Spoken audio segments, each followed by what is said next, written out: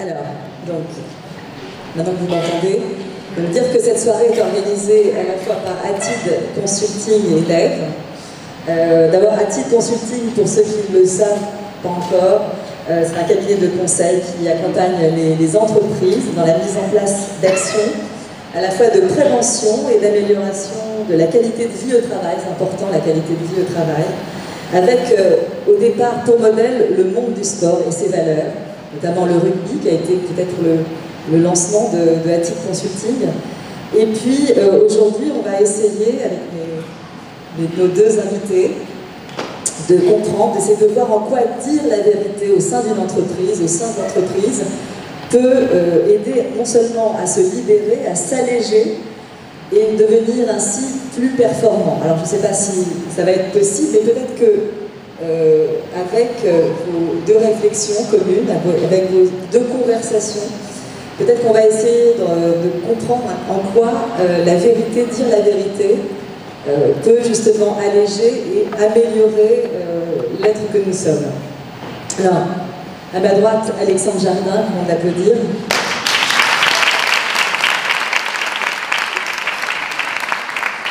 Alors, vous êtes évidemment un écrivain qu'on ne présente plus, un auteur à succès depuis vos débuts d'ailleurs, puisque vous êtes pris du premier roman en 1986 avec Bille en tête, l'histoire d'un jeune garçon pressé de devenir adulte.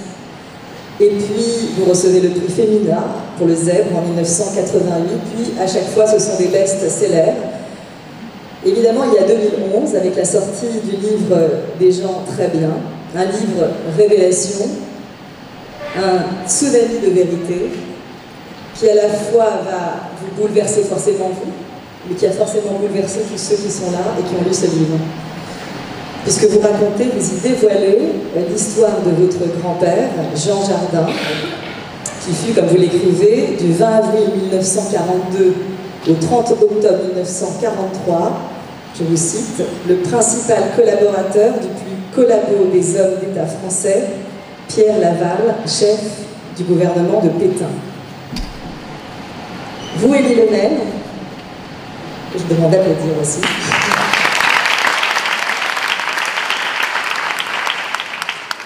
Beaucoup aussi ont envie de vous entendre ce soir nous parler de la vérité, du EMET.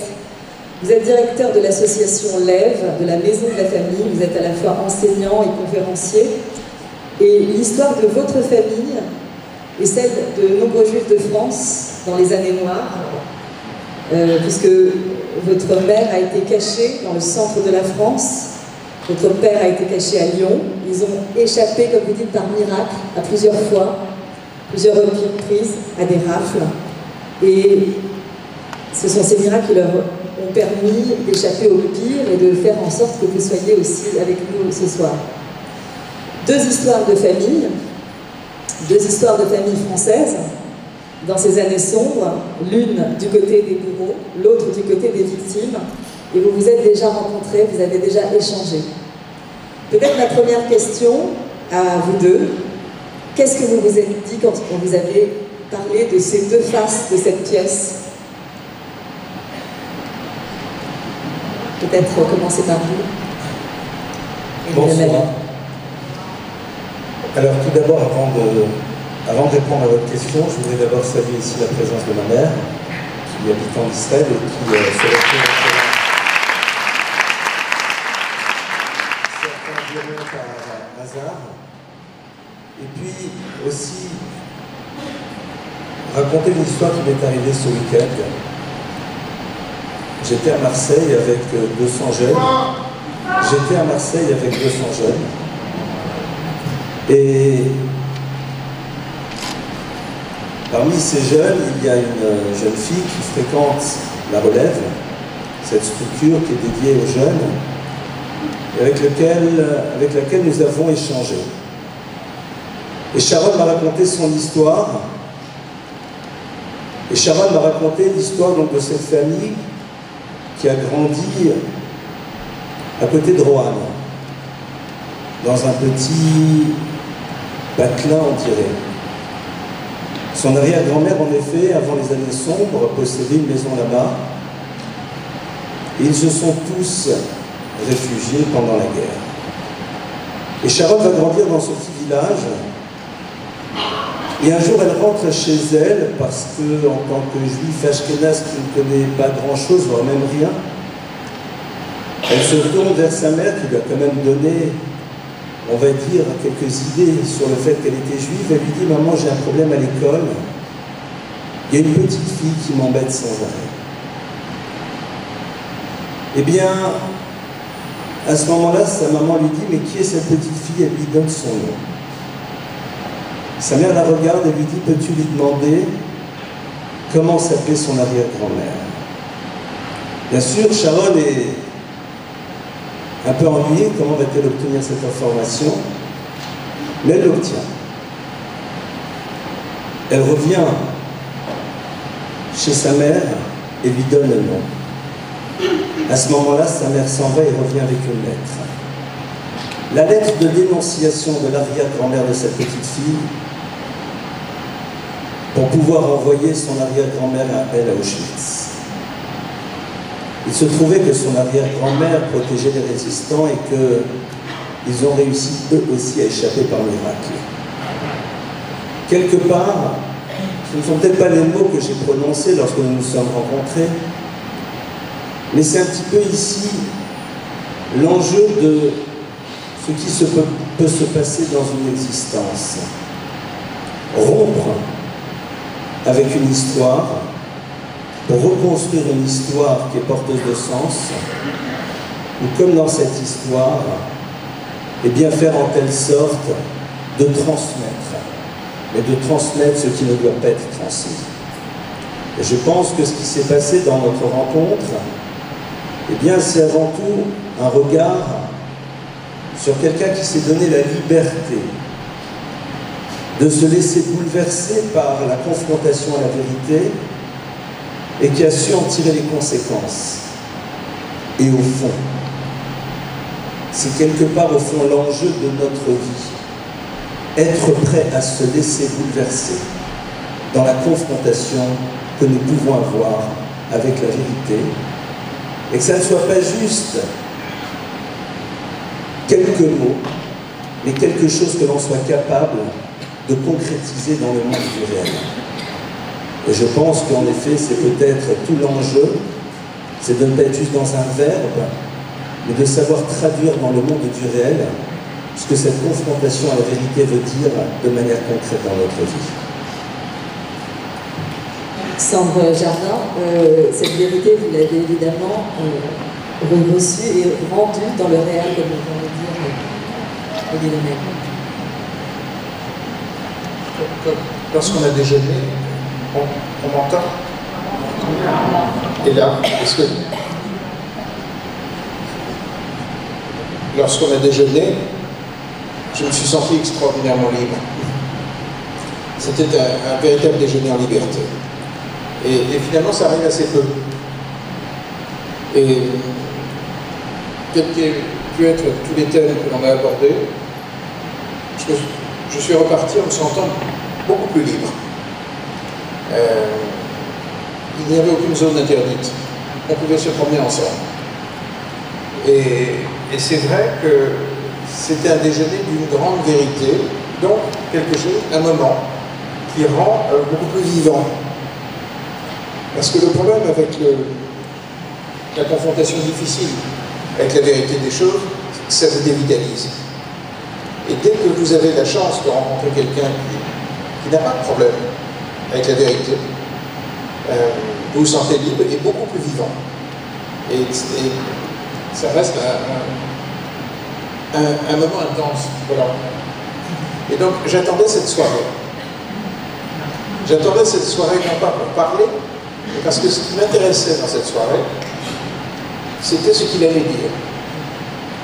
Comment il allait rebondir, comment il allait agrandir ce que je pouvais dire, remettre de la profondeur là où j'étais trop à plat, me désenfermer si par moment je m'enferme, et retrouver la liberté de ce déjeuner. Et je suis très heureux.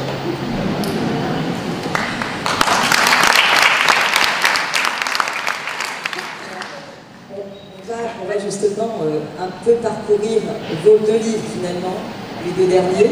À la fois c'est Jean très bien et puis votre tout dernier, le roman vrai d'Alexandre, paru chez un nouvel éditeur. Vous nous direz peut-être pourquoi. Mais en tout cas, si on remonte au moment même où vous avez compris qu'il y avait quelque chose qui ne tournait pas rond dans la famille Jardin, c'était au moment de l'adolescence où vous découvrez finalement cette histoire familiale. Ouais. Voilà. En fait, il y a un micro qui ne fonctionne pas bien. Donc je disais qu'à l'adolescence, vous découvrez cette histoire très douloureuse, familiale, la famille Jardin, votre grand-père, surnommé le Nain Jaune. Pendant 25 ans, vous allez garder cela en vous et vous allez en même temps dévorer tout ce que vous pouvez sur l'horreur absolue, sur les camps, sur ce qu'ont vécu les Juifs sous le régime de Vichy, les rafles qui ont duré 2 jours et qui ont emmené tant de Juifs et qui ne sont jamais revenus, notamment aucun enfant n'est revenu de cette rafle.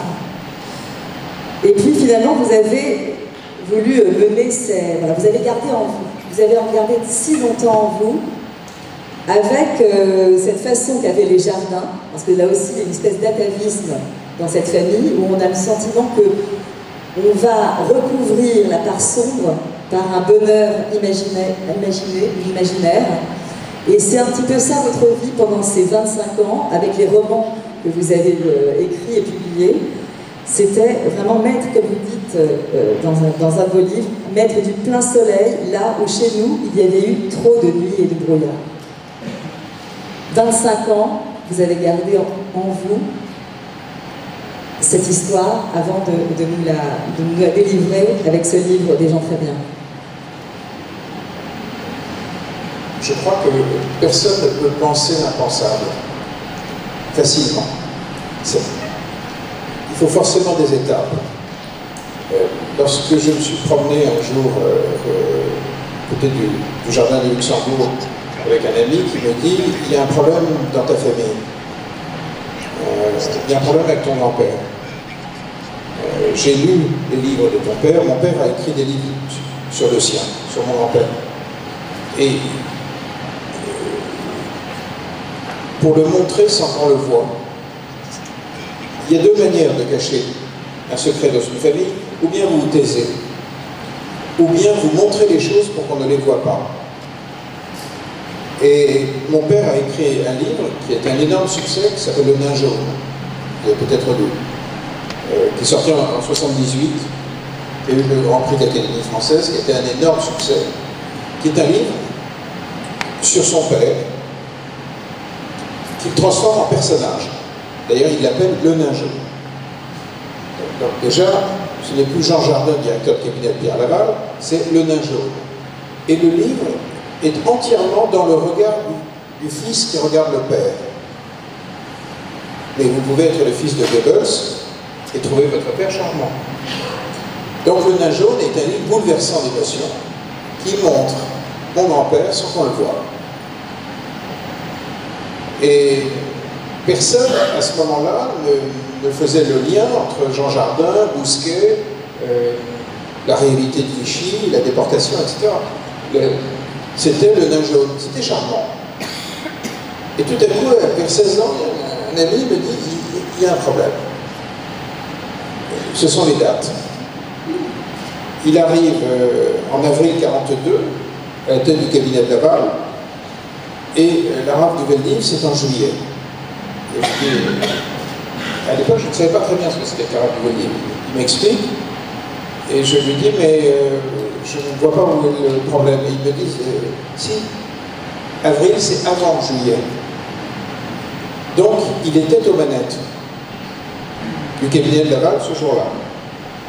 Et il n'a pas démissionné puisqu'il reste 2 ans. Quand on vous dit ça, vous ne pouvez pas l'intégrer. Parce que pour qu'une information ait du sens, prenne du sens dans votre esprit, il faut que ça s'agrippe à d'autres informations.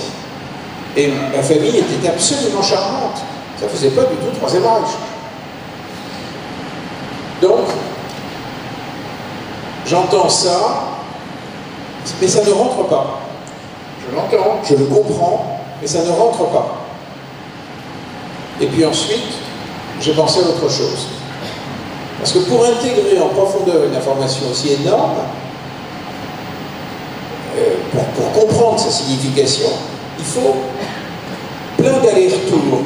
Parce que d'abord, vous vous protégez. Vous ne pouvez pas vous dire, voilà ce que ça signifie en vrai. Donc, ça prend des années de lecture, d'aller-retour, de compréhension de mon grand-père, puis tout à coup d'accusation. Et j'ai écrit ce livre qui est le voyage que j'ai fait pour parvenir à voir ce qui avait été montré pour que ce ne soit pas vu. Et c'est un très énorme voyage.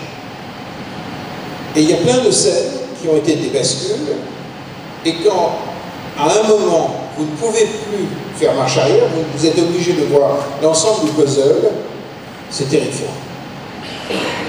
Et vous ne savez pas quoi en faire. Qu'est-ce que vous allez en faire par rapport à votre propre famille?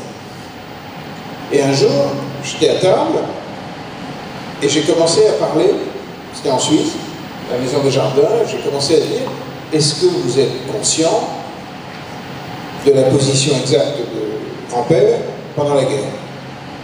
Est-ce que vous êtes conscient que pendant toute la période des grandes rafles, il était à la tête du cabinet de Laval? Il y a eu un silence autour de la table, et il y a un oncle qui a dit, cet après-midi, on devrait faire plutôt du monoski que du ski nautique. Et la conversation est partie sur le ski nautique. C'est terrifiant. C'est-à-dire qu'en réalité, eux-mêmes étaient totalement incapables d'entendre. Et donc il faut des années pour être celui qui montre, celui qui dit, celui qui voit, celui qui nomme. Et quand vous publiez le livre, vous êtes exclu de votre famille. Vous êtes radicalement exclu. Donc vous êtes exclu de votre zone de survie. Et vous savez que si vous ne le faites pas, c'est vous qui allez crever. C'est vous qui allez crever, puisque si vous êtes de leur côté, vous êtes du côté de la non-vie, parce que les familles qui ont participé au cœur de Vichy sont des familles qui se sont auto-détruites, après avoir détruit. Dans presque toutes nos familles, il y a énormément de suicides, beaucoup de problèmes psychiatriques, beaucoup de gens internés. J'ai un oncle qui se pend, j'ai un frère qui se met un coup de fusil, j'ai un père qui meurt jeune. Ce sont des familles qui ont un rapport en réalité au réel qui est impossible. Qui ne peuvent pas participer à la vie réelle, puisqu'il y a un problème d'accès au réel. Donc ce sont des familles totalement brûlées. J'emploie volontairement ce terme. Les hommes qui ont participé à ça n'ont pas vu qu'ils détruisaient tout, y compris les leurs. Et je le sais, parce que je parle de l'intérieur d'une famille comme ça. Donc l'enjeu d'accès à la réalité, c'est un enjeu vital. Et je ne suis pas loin de penser, vu l'accueil très violent que j'ai reçu lorsque j'ai publié ce livre, je me suis vraiment cogné dans la presse. 70 ans, après, vraiment, je ne m'y attendais pas. Qu'on est au cœur du problème identitaire français, de notre difficulté collective en France à participer au réel, à voir le réel, à voir réellement ce qu'est la vie. Et donc ça va bien au-delà d'un livre sur des interrogations personnelles.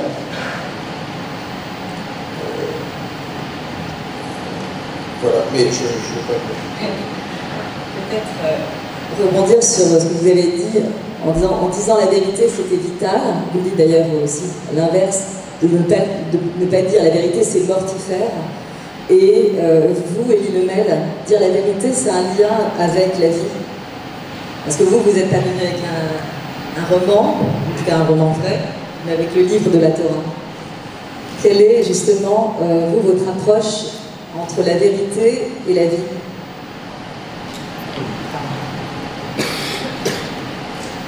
Je crois qu'en premier lieu, notre difficulté, c'est de définir c'est quoi la vérité.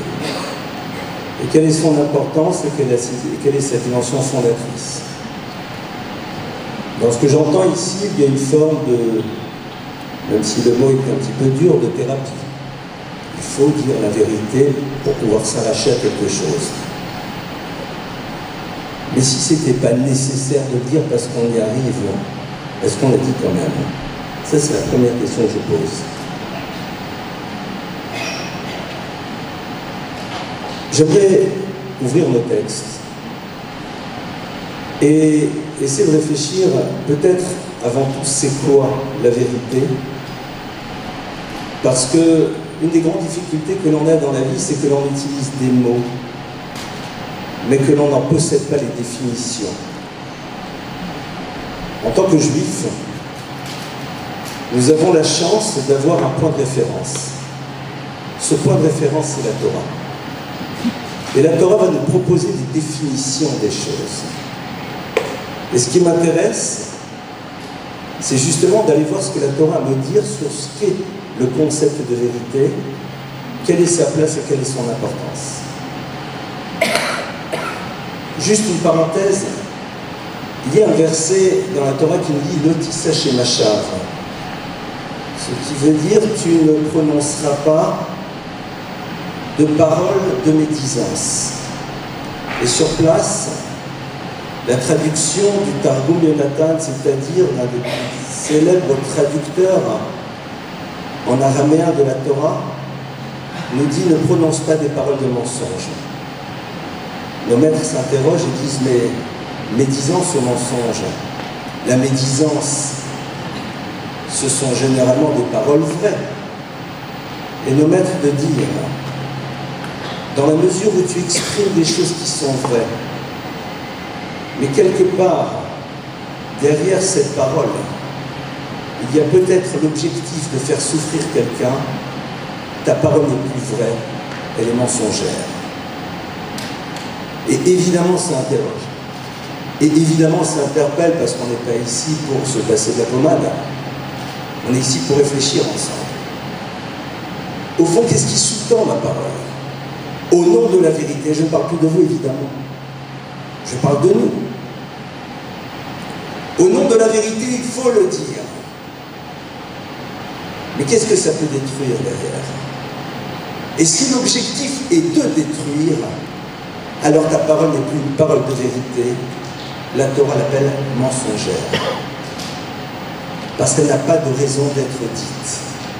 Et je pense que c'est un point sur lequel il y a lieu, en effet, de réfléchir. Vérité. Chotamo shel HaKadosh Baruch Hu emet, disent nos maîtres. Le sceau de Dieu, c'est la vérité. C'est-à-dire que ce qui définit notre rapport au divin, c'est l'essence même de ce qui fait qu'un monde peut fonctionner, c'est être vrai. Mais c'est quoi être vrai? Tous les soirs, lorsque nous disons les schémas, qui est cette phrase fondatrice que chaque juif se doit de connaître et de prononcer, dans laquelle il proclame l'unicité de Dieu, eh bien, quand on termine ce schéma, on dit « Emet ve'emuna ». Emet, vérité, emuna, fidélité. Les maîtres de la Kabbale nous expliquent et nous disent que la notion du Emet est masculine, la notion de fidélité est féminine, traduction. La vérité n'a de sens que dans la mesure où dans ton quotidien tu montres que tu es capable d'être fidèle à ce que tu crois être vrai.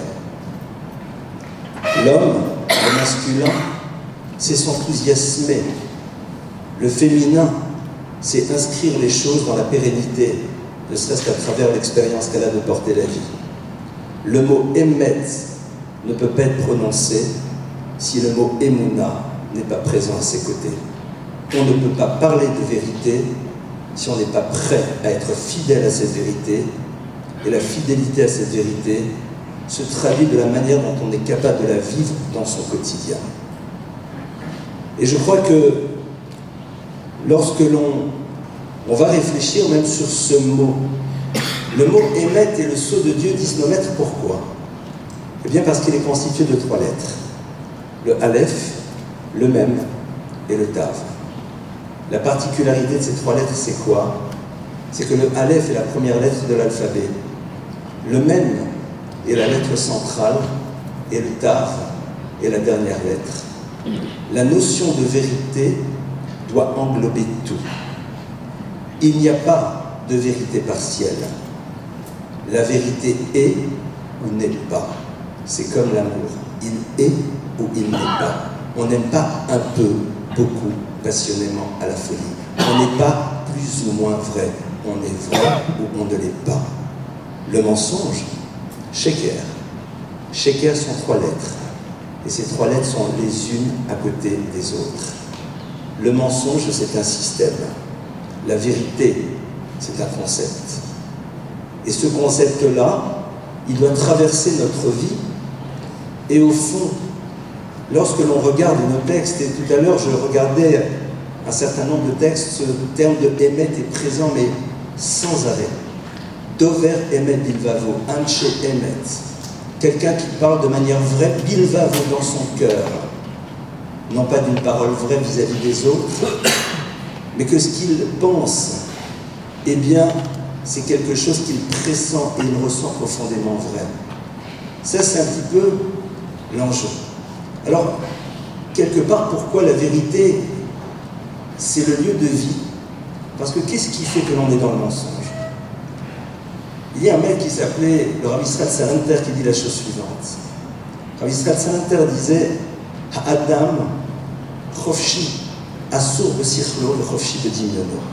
Traduction, l'individu est prisonnier de son intellect et ne se sent libre que dans le monde du fantasme et de l'imaginaire. Être vrai, c'est sortir du monde de l'imaginaire, des projections que l'on veut avoir sur l'existence, de la manière dont on décide de définir les choses pour que ces définitions correspondent à ce qui nous permettra d'exprimer nos désirs et notre manière d'être, telle que souvent notre dimension pulsionnelle nous pousse à l'être. La dimension de vérité, elle se trouve chez l'humain parce qu'il peut décider de changer sa trajectoire, ce qui n'est pas le cas du monde animal. Dans le monde animal, la notion du vrai et du faux n'existe pas, parce que l'animal se contente d'être ce qu'il doit être à travers la place qu'il occupe dans l'univers. L'être humain a cette liberté de s'affranchir de son projet et de ne plus se voir comme étant vecteur d'un projet, mais comme étant sa propre finalité. Lorsque vous commencez à vouloir devenir la finalité de votre existence, c'est à ce moment-là qu'on quitte l'univers de la vérité. Parce que cette vérité nous renvoie à une question sur l'exigence que ce constat de vivre doit créer à l'intérieur de nous et de la responsabilité que cela va nous donner, et ce pendant toute notre existence. Emet ve'emuna, vérité, fidélité. Un émet qui englobe tout, un émet qui nous renvoie à la nécessité de vivre dans une cohérence et de ne pas être dans des systèmes à géométrie variable où l'on s'approprie parfois une vision du monde lorsqu'elle peut servir nos besoins immédiats, mais lorsqu'elle crée une exigence bouleversante et mise de côté. Cette vision de la vie à géométrie variable, à travers des références que l'on ouvre et que l'on ferme, suivant nos désirs, c'est là où en effet, on sort malheureusement de ce qui est censé être la vie, en tout cas telle que la Torah la définit. S'y confronter est une des choses les plus complexes, et je vais juste vous raconter l'histoire du Talmud, il y en a tellement. L'histoire du Talmud est la suivante, c'est une histoire de business. C'est un maître qui est là et qui prie. Et quelqu'un qui vient le voir et qui ne réalise pas que ce maître est en train de prier, et lui propose une affaire. Et puis ce maître, parce qu'il prie, ne lui répond pas. Et cet homme pense qu'il est là dans une stratégie business pure. Et donc il ne répond pas dans la série, mais ça ne m'intéresse même pas ton prix. Ça ne m'intéresse pas. C'est pas assez. Et l'autre d'augmenter, de dire, bon alors, 300, 400. Il arrive à 500, 600, et puis à un moment, ce maître finit de prier, se tourne vers lui et lui dit, c'est bon à 200. Et je lui dis, mais je suis monté jusqu'à 600. Ce maître de lui dire, au moment où j'ai entendu ce prix, dans ma tête, j'ai considéré que les choses étaient correctes et que l'affaire pouvait se faire. C'est l'enjeu de pouvoir se regarder dans la glace lorsque l'on se retrouve chez soi, face à soi-même et à la voix de sa conscience. Peut-être reprendre une phrase que vous venez de dire, que la vérité c'était sortir de l'imaginaire. Et je pense que c'est exactement ce procédé finalement qui vous a conduit à dire cette vérité, puisque vous dites que vos précédents romans c'était un peu comme de la fausse monnaie.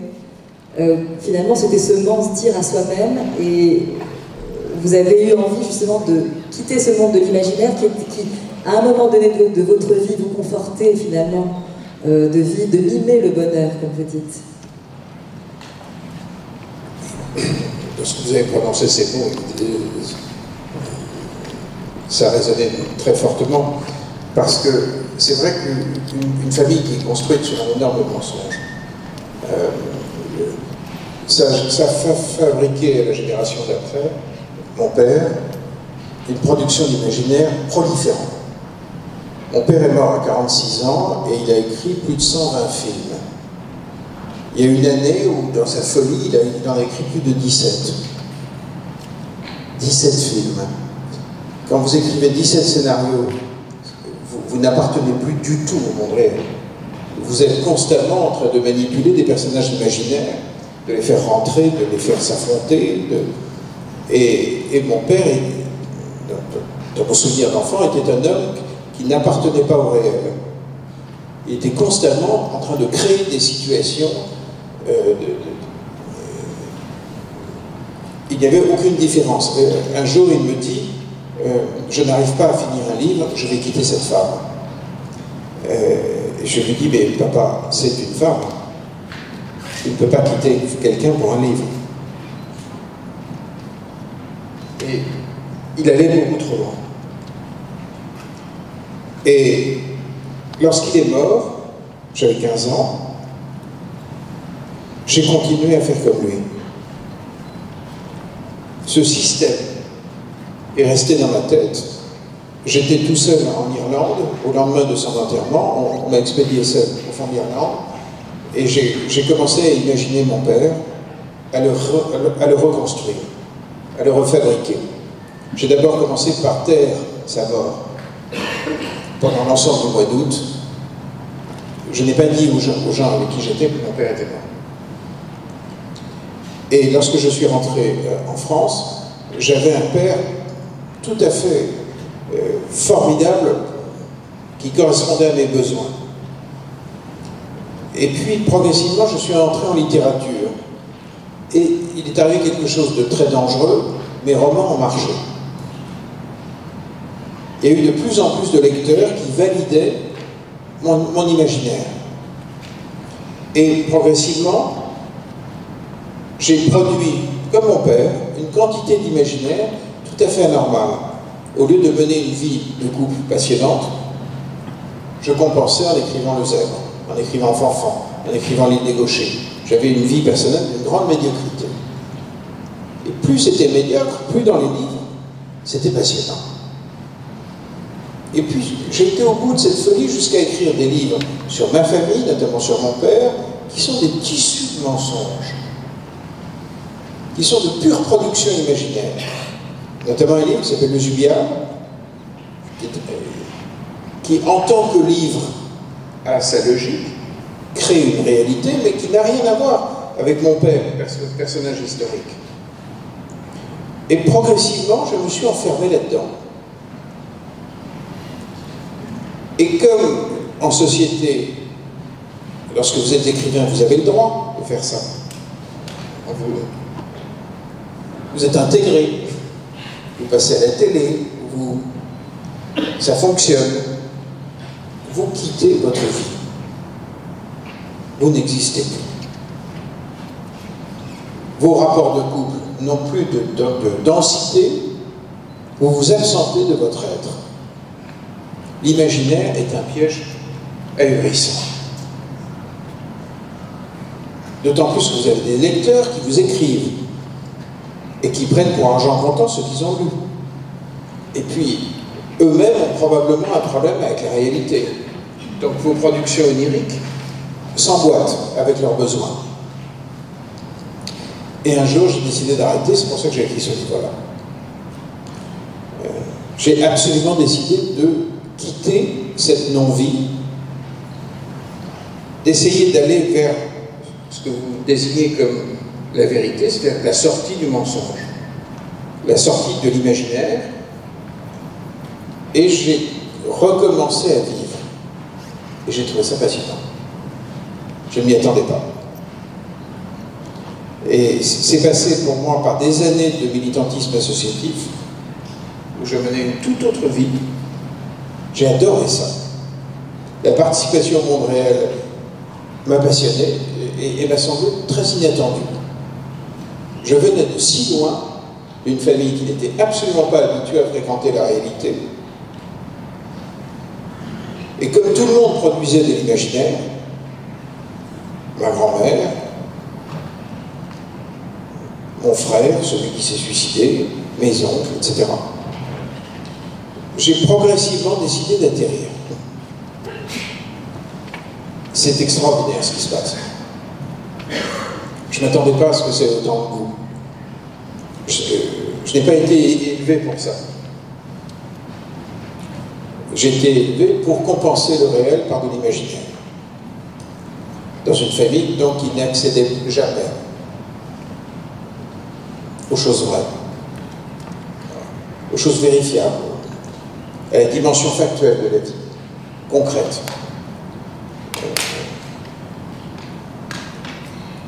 En même temps, ce livre, vous l'appelez le roman vrai d'Alexandre Jardin, c'est encore un roman quelque part. Pourquoi l'avoir appelé le roman vrai et pas plutôt la vraie vie d'Alexandre Jardin? Parce que j'ai trouvé qu'il y avait dans la réalité, factuelle, qu'il y avait une dimension prodigieusement romanesque, à laquelle je ne m'attendais pas.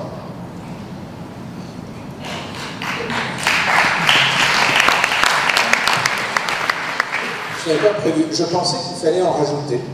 Le propre du roman n'est-il pas justement d'inventer, de créer des personnages, d'inventer des vies, et le lecteur n'est pas forcément obligé de savoir d'où vient cet imaginaire, ni d'où viennent ces histoires, quelles sont leur origine, quelle est finalement la genèse de ces romans. Vous pouvez écrire une littérature de compensation par rapport à la réalité, qui vous permet de vous en échapper. J'ai écrit un livre qui s'appelle L'île des gauchers, qui raconte le fonctionnement d'une société peuplée majoritairement de gauchers, une société à l'envers, à l'endroit, et qui résout la question amoureuse. Ils ont développé une culture pour que l'amour marche. Alors que chez les droitiers, c'est plus compliqué. Et ça n'existe pas, les gauchers. C'est un roman qui vous permet de vous évader de votre monde de droitier. C'est très exactement la littérature qui aujourd'hui ne m'intéresse plus. Lorsque j'écris, ce matin j'écrivais, j'essaye d'aller vers l'émotion réelle, vers le trouble vrai, vers les contraintes réelles, plutôt que de m'échapper et de fabriquer un monde à l'envers, une société de gauche. Vous n'écrivez pas du tout dans la même direction. Donc non, la littérature, il y a des littératures. Ce livre, en tout cas, vous dites, vous l'avez écrit pour vous, bien sûr, parce que c'était salutaire, mais en même temps, vous l'avez écrit pour vos enfants. Vous ne vouliez pas être un papa Pinocchio. Et je me tourne vers Elie Lemel, qui aussi est un grand spécialiste de la famille. Est-ce qu'on doit la vérité à ses enfants?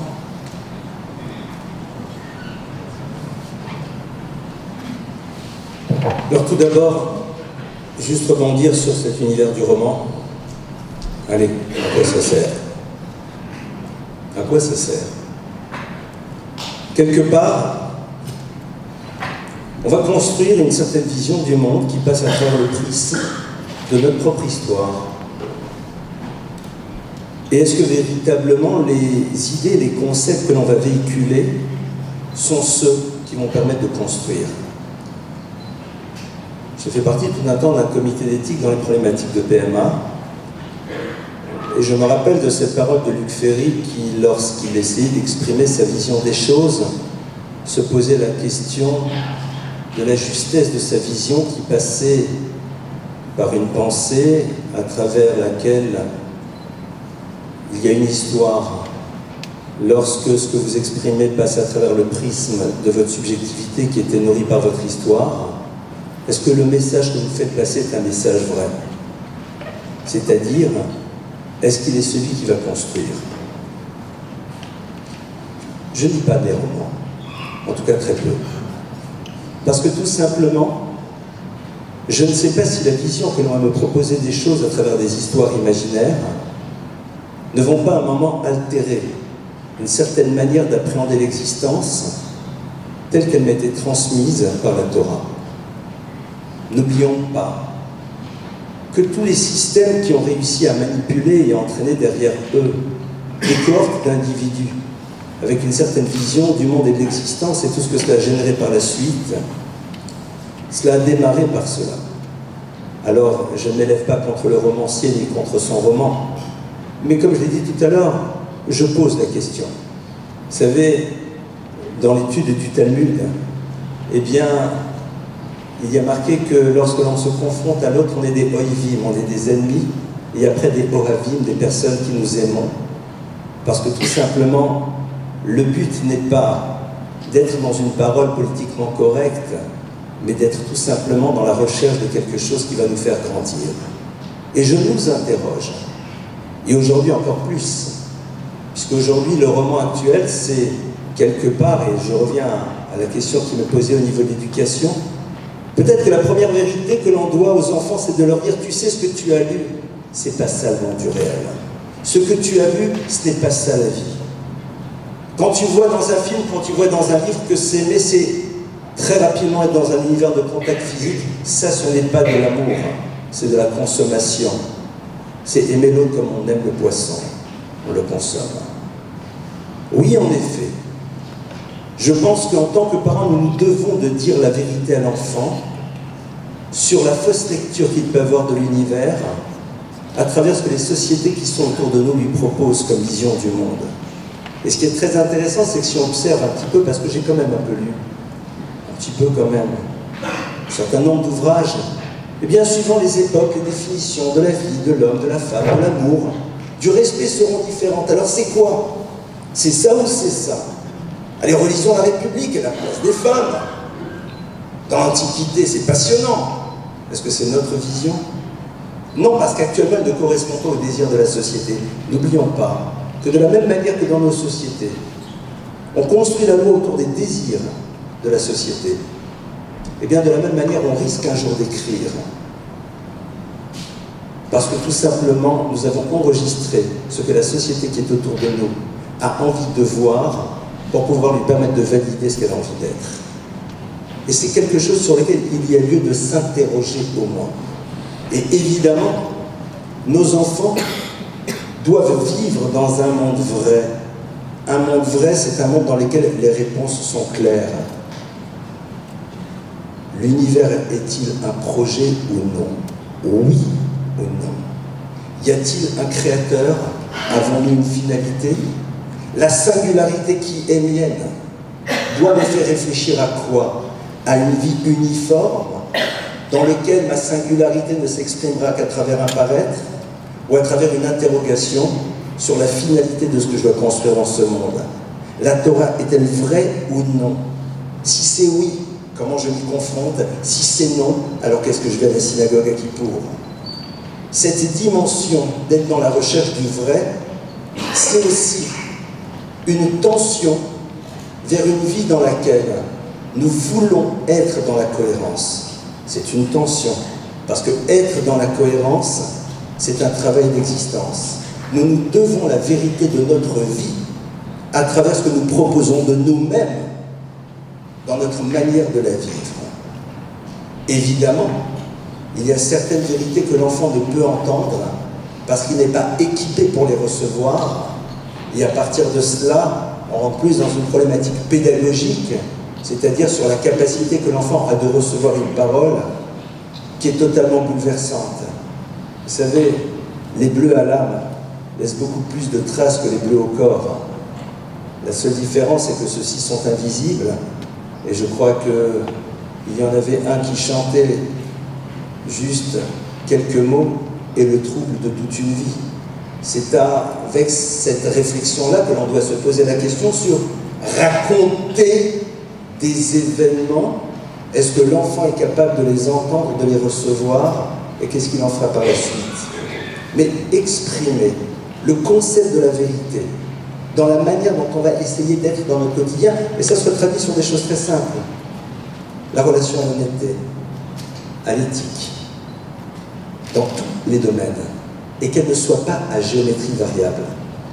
Il y a un maître qui s'appelle Rav Yehuda Demir, qui disait qu'au fond la finalité de l'être juif, et de manière générale de l'individu, parce qu'ici quand on parle d'être juif, on parle de celui qui en effet puise dans la Torah une certaine vision du monde qu'il veut partager avec les autres, c'est de ne plus avoir de liberté.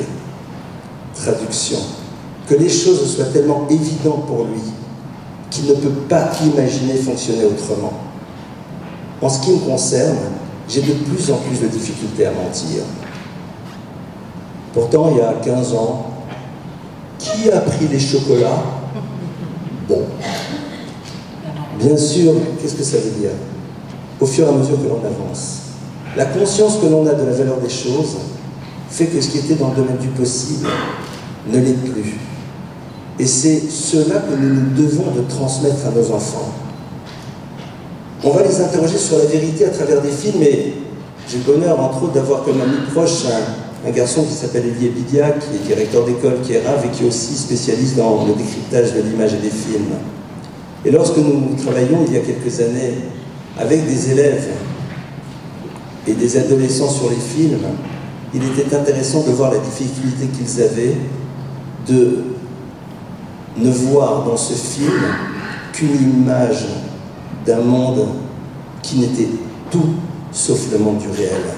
La vie, ce n'est pas rejoindre une vision fantasmée de l'existence, c'est de découvrir ce que l'on est en train de construire à travers des références auxquelles on a décidé de s'attacher et qui, quelque part, sont présentes à chaque moment de notre vie. C'est cela que nos enfants, non pas doivent entendre, mais doivent vivre.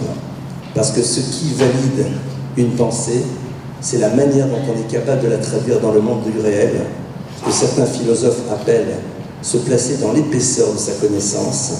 Et c'est cela, en effet, que nos enfants vont pouvoir absorber et, dans un second temps, continuer à transmettre. Évidemment, c'est en tout cas notre enjeu.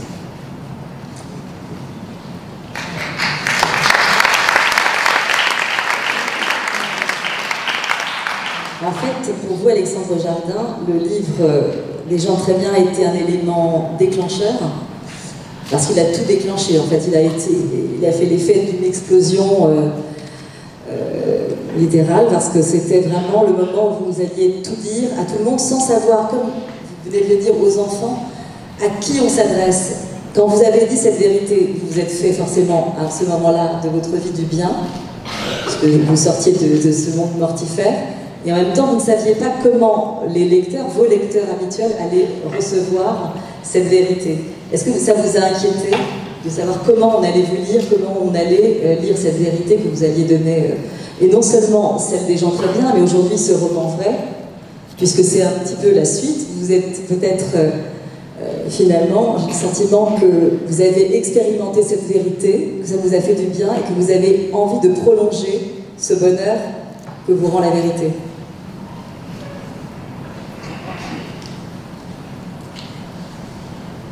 Quand vous publiez un livre comme Des gens très bien, ça modifie radicalement les rapports que vous entretenez avec les autres. Parce que quand vous courez le risque d'être vrai, vous permettez aux autres de l'être. C'est quasiment automatique. Et j'en ai vraiment fait l'expérience avec ce livre, comme avec Des gens très bien. Quand Des gens très bien a été publié, il y a eu un phénomène très curieux qui a duré à peu près 6 mois, qui s'est ensuite un peu estompé. Partout où j'allais, dans le train, dans le métro, une terrasse de café, comme j'avais fait des émissions, j'avais parlé de ce livre, je rencontrais des gens dans des librairies, les gens venaient me parler de leur secret de famille lié à la guerre. Et ils venaient me parler de la collaboration selon l'endroit où l'histoire avait placé la famille. Quasiment tous étaient beaux. Il y avait une forme de beauté chez ces gens, parce que dès que l'être humain renonce à ses masques, il est quand même très, très intéressant, extraordinairement vivant. Donc les gens ne se plaçaient pas en face de moi avec leur masque, mais ils y allaient. Parfois, ils révélaient des choses terrifiantes, vraiment terrifiantes. Mais je sentais qu'ils étaient aux prises avec quelque chose qu'ils avaient envie de penser, puisqu'ils venaient me le dire. Donc tout l'impensable de leur famille, tout à coup, commençait à être pensé, et ils m'avaient identifié comme un type qui pouvait entendre, puisque j'avais accepté de publier ce livre. C'est une expérience de vie tout à fait incroyable. Vous montez dans le TGV, vous allez prendre un café au bar, et là, on vient vous raconter tel événement, que le grand-père était un SS, comment la dame a fait, le vieux monsieur en Alsace qui a participé à des rafles, qui tout à coup dit ça au milieu d'une librairie et qui s'en explique. C'est sidérant. Parce que personne ne sait comment penser ça. Il est à la fin de sa vie et il parle de sa peur de partir en repas en tant que malgré l'aviation. Et il dit, mais je vais quand même faire. Et en fait, rencontrer des êtres humains qui renoncent à leur filtre, c'est extrêmement rare d'en rencontrer tout le temps. Alors j'en ai rencontré tout le temps.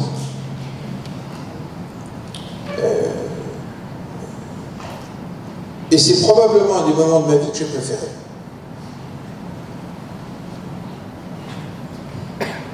Le moment où le jeu social, tout à coup, s'est interrompu. La confrontation avec le réel. Oui, le réel de chacun, le réel historique de chacun. Comment... je ne vais pas raconter des centaines d'anecdotes, mais je sentais bien que tous ces gens avaient en commun, quelle que soit l'histoire de leur famille, un besoin vital, à un moment, de se confronter à la sortie de l'imagination.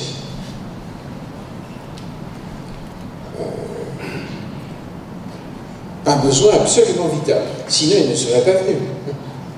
Il y avait quelque chose qui les poussait, et qui n'avait rien à voir avec moi. Qui avait tout à voir avec eux-mêmes. J'étais le prétexte. Et ce livre n'était que le déclencheur. Et puis ça a recommencé avec ce livre. Lorsque vous publiez l'histoire de vos mensonges, on vous identifie comme celui qui peut entendre. Et en même temps, vous n'avez plus eu le même éditeur parce que celui de vos romans n'a plus voulu vous suivre dans cette démarche. Oui, oui. J'ai dû changer d'éditeur pour publier ce livre. Parce que lorsque j'ai dit ce que j'allais faire, j'ai senti un grand stress. J'ai senti un très grand stress dans la pièce. Ça lui est apparu comme un suicide. Alors que je lui parlais de renaissance, tout à coup, il m'a dit « Et tu ne peux pas dire ça à tes lecteurs, que tu leur as menti. » Je me suis dit « C'est pourtant ce que je vais faire. Et je vais le faire imprimer. » Et il m'a dit « Mais non, on ne peut pas écrire contre soi. Ça va trop loin. » Et je lui ai dit « Je pense que l'époque est peut-être prête. En tout cas, moi, je le suis. » Justement, j'allais revenir sur l'époque que nous vivons aujourd'hui, où finalement, tout se sait. On veut savoir l'identité de quelqu'un, on le googlise, comme on dit. Non, non, c'est pas vrai. On va chercher ce qu'il a dû dire à un moment donné. C'est la prolifération des rôles. Mais est-ce qu'à un moment, dans cette époque que nous vivons, où on sait que toute l'information va si vite, est-ce qu'on ne se dit pas, il vaut mieux que je le dise moi-même? Non, je n'ai pas pensé à ça. J'ai pensé simplement que ça m'était intolérable de participer à un système de rôle. C'est-à-dire que dès que vous allumez une télévision, vous voyez bien que le rôle que joue le journaliste pose une question au rôle de l'invité. C'est très très rare qu'il y ait un moment où deux personnes coïncident avec eux-mêmes. C'est très rare. La vie publique est vraiment construite autour de rôles. Et tout le monde a fini par trouver ça acceptable, normal, alors que ça ne l'est pas. Et c'est vrai qu'en publiant ce livre, je me disais, tu n'es que l'intrigue, tu n'es pas le sujet de ce livre. Le sujet, c'est la possibilité d'aller fonctionner autrement. Et c'est un livre qui conteste très profondément le fonctionnement même de la société. Vous avez tous vu, enfin, je peux vous sortir des centaines d'exemples de ce que vous avez vu à la télévision, où des gens n'ont pas été réels, au sens, ils n'ont pas été en contact avec leurs émotions, avec leur... ils ont été dans la production d'un texte qui essayait de maintenir la cohérence apparente d'un personnage. Or, en réalité, personne ne l'est, totalement. Ou, dans le meilleur des cas, on l'est progressivement, comme vous qui parvenez à ne plus mentir sur le propos du chocolat. Mais disons que la plupart des gens n'y parviennent pas. Et je me suis dit que la littérature était aussi l'endroit où l'on pouvait engager ces changements-là. Le livre, c'est quand même un objet très particulier, et donc on peut s'appuyer dessus pour participer à des changements culturels importants. Et c'est ce que j'ai essayé de faire avec ce livre. Et j'ai eu très très peur la semaine qui a précédé la sortie, parce que je me suis demandé si tout simplement c'était possible de faire ça. J'ai dit, puisque les gens ne le font pas, puisqu'ils maintiennent la cohérence apparente de leur personnage dans la vie publique, il y a peut-être des vraies raisons. Peut-être qu'on ne peut pas. Et là, on pouvait. Et lui-même, peut-être poser cette question, de se dire quel danger peut-on prendre lorsqu'on dit cette vérité que l'on a cachée pendant si longtemps? Est-ce qu'il y a danger ou est-ce qu'il y a cette liberté, cette libération, comme l'a décrit Alexandre Jardin? Alors moi, je me pose une autre question. Je ne sais pas que je vais pas répondre à celle-là. Mais c'est normal. On ressent toujours une question par une question. Qui vous a dit ça? Donc, j'entends cette parole libératrice. Et la notion de la réparation, elle est où? Ça veut dire qu'à un moment, alors, vous avez été ce qu'on appelle dans un certain univers thérapeutique de couloir et gratuit, puisqu'on vous a pris comme sparring partner pour pouvoir exprimer ce qu'on avait besoin de dire, et en se disant, celui-là, il peut évidemment pas me juger, vu que... Et c'est déjà fort bien. Mais justement, cette parole que l'on libère, c'est super. Et on fait quoi avec maintenant? il y a une notion que l'on appelle la notion du tikkun, de la réparation. Non pas des mortifications, je regrette, mais quelque part, au moment où je vais dire une chose. D'abord, on l'a vu tout à l'heure, l'élément qui va à l'encontre du dimion, du monde imaginaire, c'est le sechel, c'est l'intellect. Nos chachamim, nos maîtres vont très loin et se disent, mais est-ce qu'au fond, dans l'expression de ta dimension vraie, ce n'est pas une posture que tu décides de prendre par rapport aux autres? Il faut aussi que tu te la poses, cette question. Il y a un verset lapidaire qui dit « Shistocha betor mirma ». Rappelle-toi que tu es souvent installé à l'intérieur de ton propre mensonge et qu'on adore construire des postures de nous-mêmes. Et puis parfois, quand certaines ne conviennent plus, on en prenne d'autres, et il faut s'interroger. Maintenant, évidemment que lorsque on va verbaliser, on va exprimer à l'autre, c'est déjà génial, parce que quand je le dis, je m'entends dire les choses. Quand je m'entends dire les choses, elles sont face à moi. Quand elles sont face à moi, la question, elle est simple, j'en fais quoi maintenant? J'en fais quoi? Et comment je fais, et je reprends un petit peu ce que vous disiez tout à l'heure, pour que cette idée de pouvoir à un moment anesthésier son souvenir, parce qu'il est trop bouleversant, n'existe pas dans la société dans laquelle nous sommes. Alors la première manière de ne pas avoir besoin d'anesthésier son souvenir lorsqu'il est bouleversant, c'est de faire en telle sorte de ne pas construire ses souvenirs bouleversants. Voilà, ça c'est déjà un premier travail. Tachlos, comme dirait l'autre concrètement. Et puis, évidemment, après, souvent les gens vous disent des choses, ils se libèrent, ça y est, je l'ai dit, c'est bon, on peut passer à autre chose. Comme si au fond, on n'avait pas envie de continuer à être habité par le poids d'un souvenir, et donc à partir du moment où ce n'est plus un souvenir parce qu'on l'a inscrit dans la réalité de l'instant, ben ça y est, on peut le mettre de côté. Et c'est là où en effet, je m'insurge, parce que la question du tikkun, de la réparation, elle doit être là. Et la réparation, c'est pas les réparations allemandes. C'est-à-dire, à travers mon attitude, j'ai tiré le monde vers le bas. Quelles vont être les attitudes nouvelles que je vais avoir dans mon existence qui va tirer le monde vers le haut? Les maîtres de la tradition de la Kabbale nous expliquent et nous disent que ce que l'on est génère des impacts dans le monde que l'on traverse. Lorsque l'individu décide d'être grand, et des bénéfices collatéraux de son mouvement vers le haut impactent les univers qu'il traverse. Lorsque quelqu'un veut se maintenir là où il est, c'est-à-dire il rentre dans le monde de la mort, puisque celui de l'immobilité, eh bien il bloque les possibilités de mouvement qui sont présents autour de lui.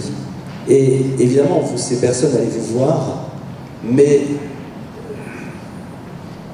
j'ai eu le bonheur d'avoir des maîtres et d'en avoir, parce que si vous n'avez pas de maître, vous êtes un électron libre, et quand vous êtes un électron libre, vous pensez que vous savez penser par vous-même, et c'est sans doute une des pires des choses qui puissent exister, cette forme de liberté, parce que nous devenons nous-mêmes notre propre référence, n'est-ce pas? Eh bien, lorsque vous êtes face à un maître et que vous lui dites quelque chose, il vous dit d'accord, et alors?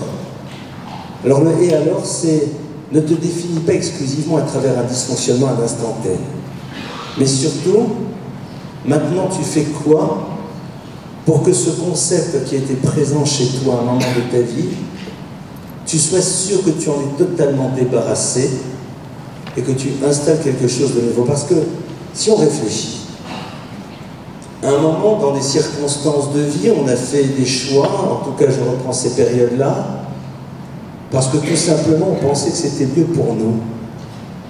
Et aujourd'hui, qu'est-ce qui est au centre de mes choix? Moi-même? Et en quoi suis-je prêt à renoncer à quelque chose qui m'intéresse pour ne pas à un moment blesser, heurter, bouleverser l'autre?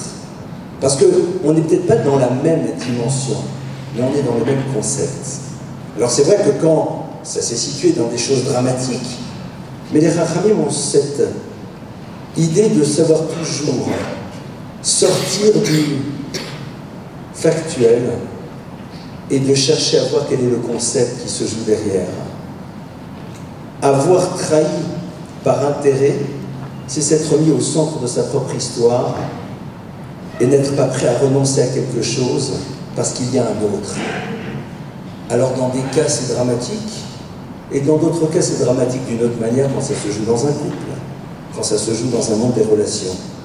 Et je crois que ce qui est intéressant peut-être, c'est d'ouvrir les personnes à ne pas être dans une parole qui les libère, mais une parole qui va avoir une dimension impliquante, parce qu'elle va les obliger à réfléchir sur l'évolution qu'elles ont eue par rapport à ce qui a sous-tendu l'action qu'ils ont pu avoir à un moment dans leur vie. À partir du moment où on est capable de le faire, alors on rentre dans ce que Maïmonide appelle la base même de tout le mouvement de la vie d'un homme, Hitlamdut, c'est-à-dire être prêt à se laisser interpeller, être prêt à se laisser bouleverser, soit par le regard que l'on a par rapport à une histoire qui nous constitue, soit par rapport à une histoire à laquelle on est confronté, et essayer de se dire en quoi maintenant ça va faire un changement dans ma vie concrète. Et si on est prêt à le faire, et ne pas juste rester dans le monde de la théorie. Et au fond, moi ce qui m'intéresse, c'est de savoir, on se parle, on a deux histoires. Ma mère est en face de moi. Pendant toute la Shoah, cachée dans ce village de France, avec des Français qui les ont sauvés de nombreuses fois, eh bien, ils ont continué à maintenir, pas juste une tradition, mais ils ont continué à maintenir une vision juive de l'existence, parce qu'ils voulaient en effet qu'elle continue à se perpétuer. Et ils ont agi. Et ça me renvoie à l'image, à l'idée, pardonnez-moi, d'un autre maître. Ce maître-là, vous connaissez peut-être une ville qui s'appelle Natania. À Natania, il y a un hôpital qui s'appelle l'hôpital Laniado. C'est quoi la genèse de cet hôpital? C'est le Tzanz Rebbe, le rabbi de Tzanz. Vous savez, ce que l'on appelle, tellement injustement, ces ultra-orthodoxes fanatiques, l'univers auquel j'appartiens dans ce cas-là, évidemment.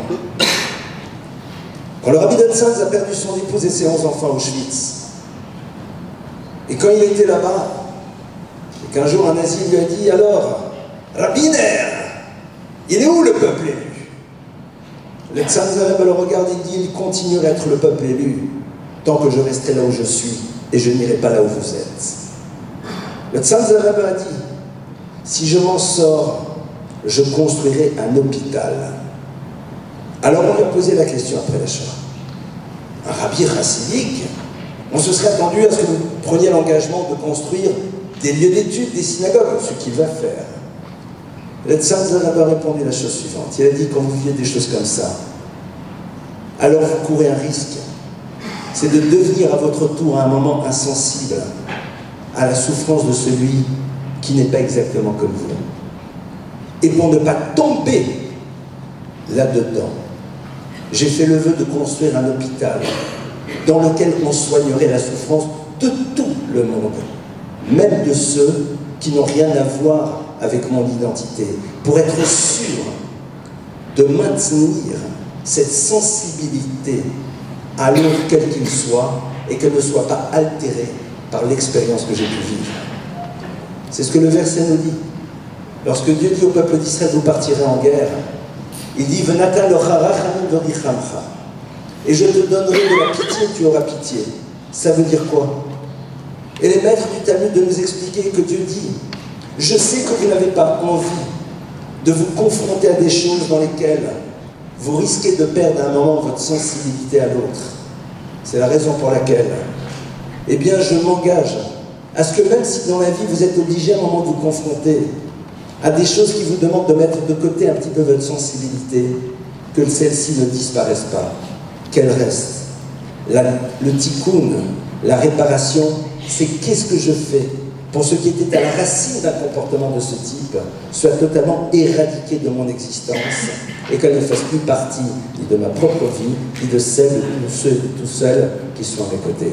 Et c'est peut-être ça, sans doute, un de nos grands enjeux.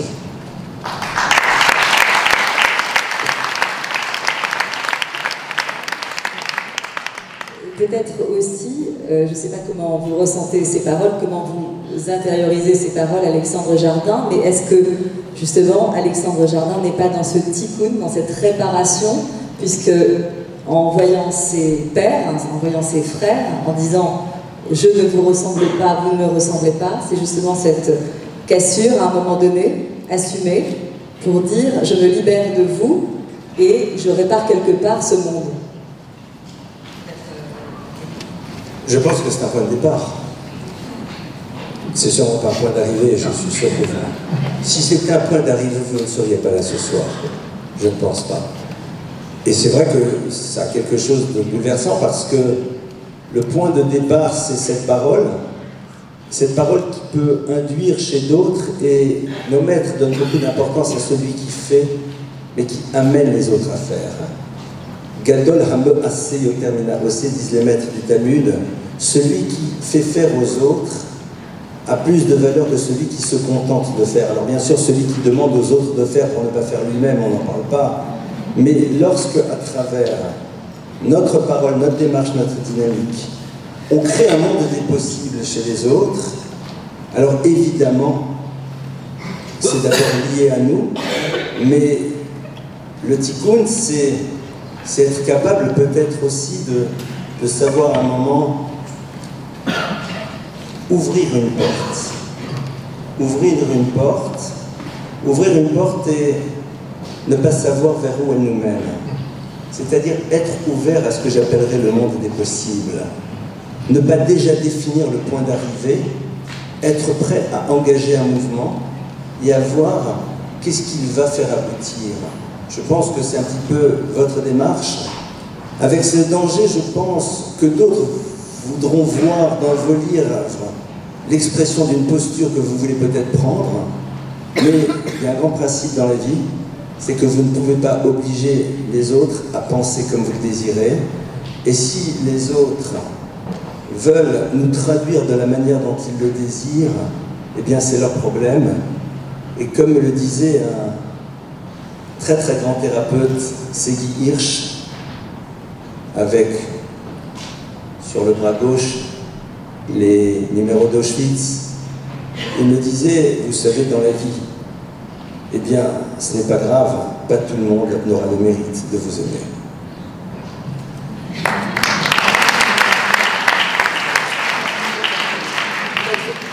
Une réponse à cette, en tout cas votre sentiment par rapport à ça, et ensuite on laissera la parole à la salle. La réparation, et que les choses soient simplement... publier un livre comme des gens très bien, ce n'est pas l'arrivée. Il y avait quelque chose qui m'avait beaucoup troublé, c'est que je voyais bien que lorsque Chirac reconnaît ce qu'il a reconnu, au fond, ça n'est pas dérangeant. Parce que dire la France, l'État, c'est pas nous, personnellement. Et je voyais bien qu'il y avait une parole qui a rarement été franchie, c'est le fait de dire papa ou grand-père. Là, ce n'est plus l'État, c'est la famille. Et un des problèmes que nous avons en France, c'est qu'on était prêt à dire oui, l'État, la France, mais pas papa ou grand-père, dans nos familles. Or, je me suis dit que la seule manière aussi de déclencher ça, c'était de le faire. Le faisant, j'introduisais l'idée qu'on pouvait le faire. Le faisant dans ma propre famille avec les conséquences qui allaient suivre, je disais aux autres qu'on pouvait le faire dans sa propre famille. Et c'est bien pour ça que ce livre a été aussi violemment attaqué. Parce que quand Chirac a parlé, on n'a pas attaqué. Ça ne contestait pas les cellules familiales françaises. Et c'était une dimension très importante. Et ce qui m'a le plus profondément touché dans les témoignages des gens, c'est que je voyais bien que ça allait bouleverser leur propre famille. C'est qu'en fait, ils allaient ensuite dire des choses. Ça me semblait évident qu'ils ne pourraient pas en rester là. Et puis, il y avait une dimension dans mon livre qui me troublait très très profondément, qui est une des choses qui m'a le plus troublé. Je ne comprenais pas pourquoi il n'y avait pas de culpabilité dans la famille. C'était vraiment quelque chose qui me fascinait complètement. Pendant longtemps, je me suis dit, est-ce qu'il la cache? Est-ce que ma grand-mère en éprouve, mais la femme de mon grand-père? Est-ce que... Pourquoi n'y en a-t-il pas? Est-ce qu'elle est refoulée? Est-ce qu'elle est totalement dissimulée? Est-ce qu'on ne me la montre pas? Est-ce qu'il y en a? Et puis, à un moment, j'en suis arrivé à une conclusion à force de lire énormément de documents, de lettres, énormément de livres aussi. Je me suis rendu compte que si vous voulez tuer quelques personnes, vous trouvez toujours quelques psychopathes. Si vous voulez tuer beaucoup de monde, il va falloir manipuler la morale.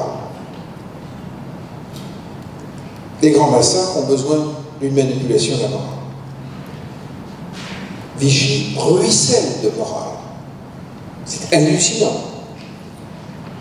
C'est hallucinant. C'est un des régimes dans l'histoire de France qui a le plus parlé de morale.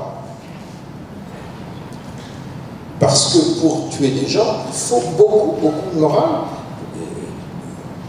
Il faut une énorme manipulation.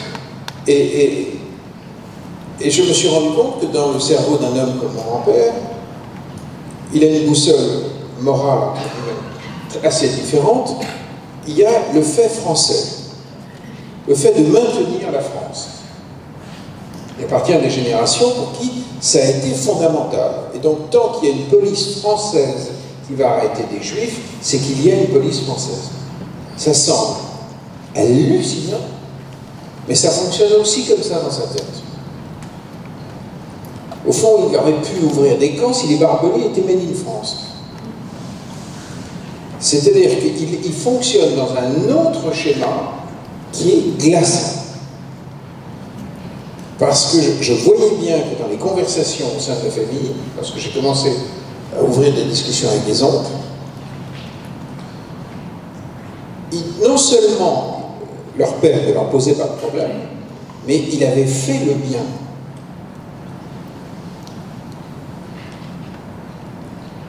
Et à ce moment-là, j'ai commencé à prendre vraiment avoir très peur de mon espèce. Parce que l'espèce est capable de fabriquer ça. Et c'est toujours au nom d'un bien apparent qu'on finit par exterminer les gens. D'où cette espèce d'absence de culpabilité chez mes oncles. Et lorsque j'ai écrit ce livre, c'est aussi pour nous mettre en garde. C'est-à-dire, ce mécanisme peut se reproduire demain matin. La manipulation d'une morale, en fait, il faut être extrêmement méfiant devant l'introduction du bien et du mal dans la sphère politique. C'est extrêmement dangereux. Et il ne faut pas mettre le petit doigt là-dedans. Et donc, il y avait plein de sous-couches à l'intérieur de ce livre. Et je me suis dit que pour être crédible, il fallait que j'y passe. Et de même qu'en écrivant ce livre-là, je me suis dit, si tu écris contre toi, tu es plus crédible pour dire que l'on peut sortir de la production de son personnage. Parce qu'évidemment, c'est assez désagréable d'écrire ce genre de livre. Il y a des chapitres extrêmement dérangeants, enfin extrêmement gênants à publier. Mais si je ne me l'applique pas, je ne peux pas inviter à une autre façon d'être.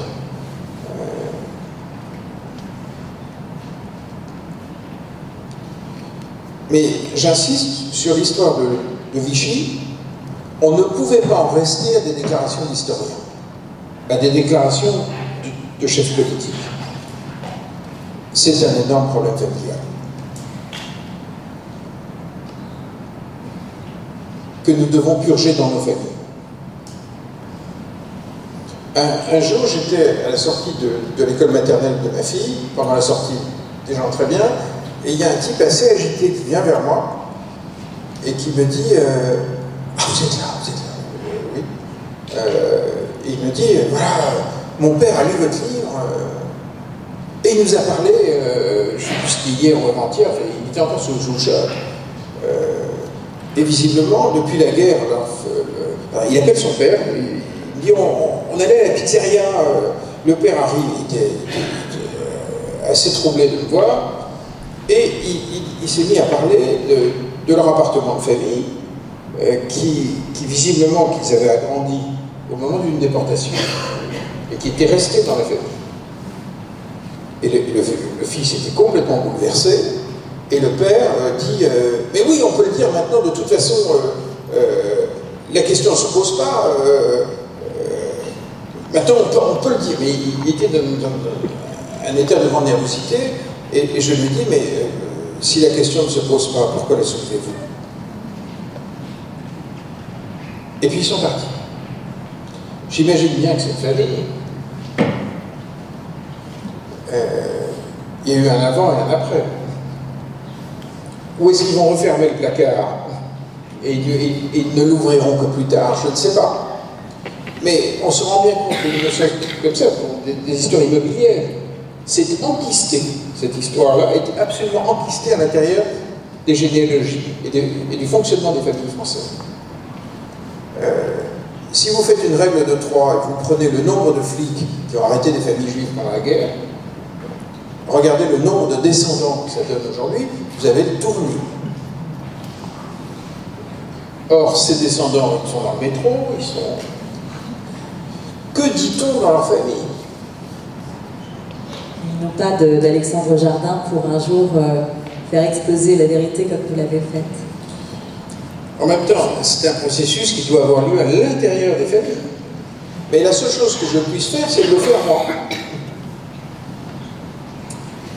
Je pense que voilà, on a participé, en tout cas, on a vu cette conversation.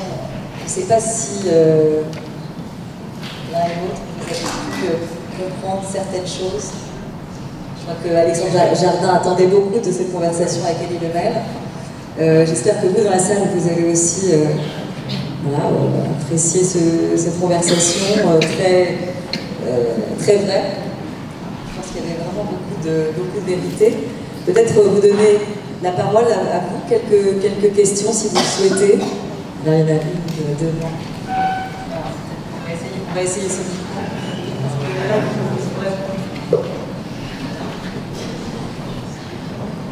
On va prendre 5-6 questions. Bonsoir, merci pour vos brillantes interventions. Merci vraiment.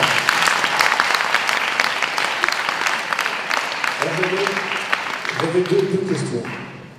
La première, c'était les témoignages de ceux qui apprennent l'architecture, qui sont venus vous voir dans le train, dans le métro et partout. Est-ce que c'était des gens qui, comme vous, étaient des enfants qui avaient entendu parler de quelque chose, ou c'était des gens qui avaient besoin de se confier parce qu'eux-mêmes l'avaient fait? Est-ce qu'il n'est pas plus facile d'être l'enfant, et je dis facile entre guillemets évidemment, l'enfant mais qui n'a pas fait, que d'être celui qui avoue qu'il est le responsable et qu'il a agi? Ça, c'est la première question.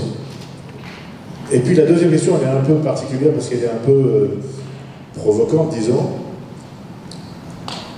Ce sujet est un sujet qui interpelle la société française. Lorsque, en 1995, le président Chirac a fait cette reconnaissance, il l'a fait parce qu'il était le seul à pouvoir le faire. Pourquoi? Parce que justement, c'est pas lui qui avait fait. Il n'appartenait pas à cette génération. Mitterrand et tous les autres avaient certainement quelque chose qui traînait derrière eux, on le sait, et beaucoup étaient ceux qui ne pouvaient faire cette reconnaissance parce qu'ils y étaient mêlés. Donc il était évidemment plus facile, comme, entre guillemets, sans provocation, comme pour vous, de le faire parce que c'est à vous et c'est à lui. Et la dernière question, elle est un peu pour Elie Lemel, en disant nous les Juifs, on n'a pas besoin de ce livre. Votre livre, il n'est pas fait pour nous, en fin de compte.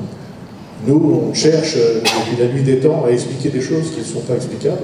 On cherche à essayer de comprendre des choses qui ne sont pas explicables. On revoit renaître l'antisémitisme à nos portes. On toujours se poser la question pourquoi. On cherche toujours à être aimé. Et quand je dis le mot aimer, on voit l'aventure Yann Wax.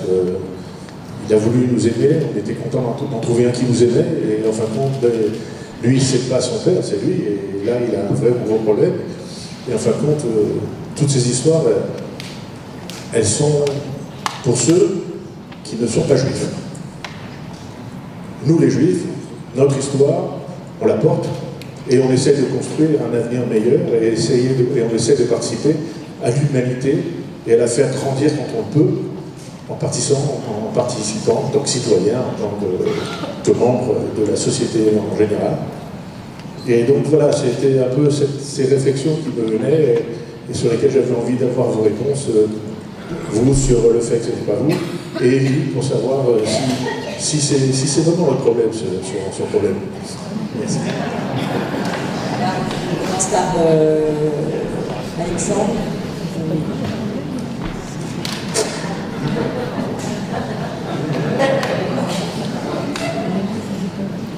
Un jour, au Salon du Livre de Paris, il y a une dame qui est venue et qui m'a fait signer des gens très bien.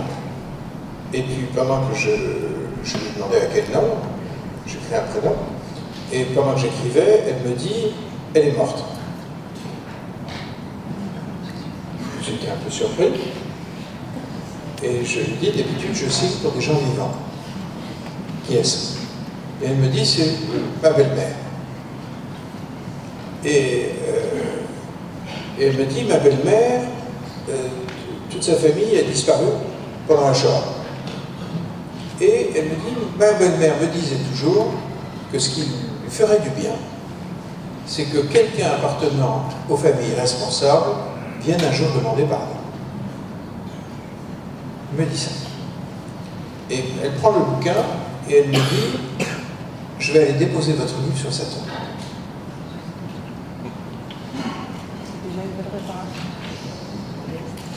Ça s'est passé comme ça. Je ne sais pas comment les gens vivent, ce qu'ils vont faire. Mais des histoires comme ça m'est arrivé. Mais celle-là m'a évidemment énormément frappé.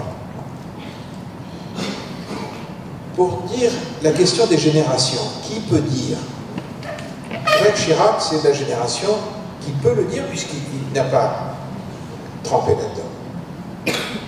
Je pense qu'au niveau familial, pour commencer à dire, il fallait que ce soit le petit-fils, et non pas le fils. Je pense que la proximité d'amour avec le père fait que c'est quasiment impensable.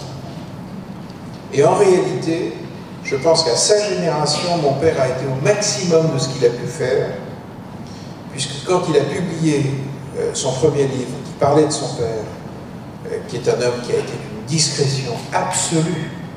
Mon grand-père n'avait plus de domicile en France.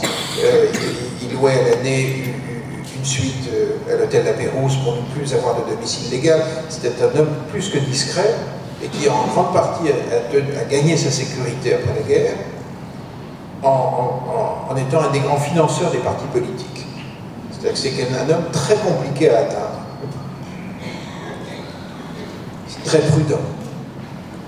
Et un jour, mon père décide de publier un premier livre qui s'appelle La guerre à 9 ans, qui parle de Vichy, du point de vue d'un enfant de 9 ans. Mon grand-père est allé voir le patron des presses de la Cité, du groupe, pour racheter le manuscrit. Le patron à l'époque s'appelait Bernard de Fallois, c'est Bernard de Fallois qui m'a raconté. Il a sorti son chéquier et il voulait racheter. Il ne savait pas ce qu'il y avait dans le livre. Donc, mon père, le simple fait, même si c'était pour le, entre guillemets, blanchir, le fait d'en parler, c'était déjà le maximum de la transgression, je pense. Donc, en politique, quand vous parlez de la France, vous faites la génération -1, il faut -2, pour que ça commence à sortir à l'intérieur d'une famille. Voilà.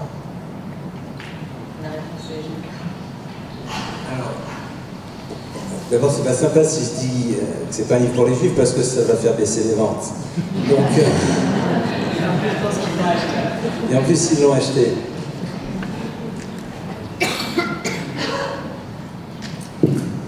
Il y a un texte de nos maîtres qui nous dit Chochma Bagoim Tamin.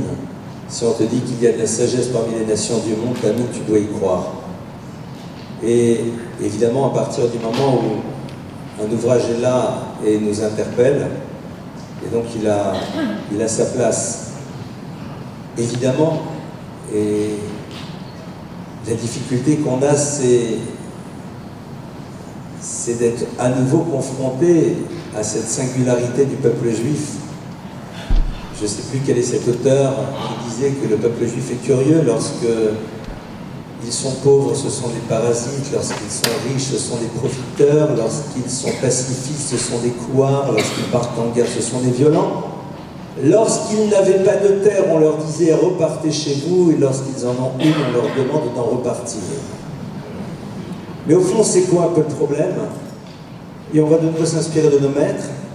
Et à un moment, comme je disais tout à l'heure, il faut quand même avoir une référence. Le clan d'Israël est en miroir. Il renvoie à l'humanité ce qu'elle aurait pu être et ce qu'elle a décidé de ne pas devenir.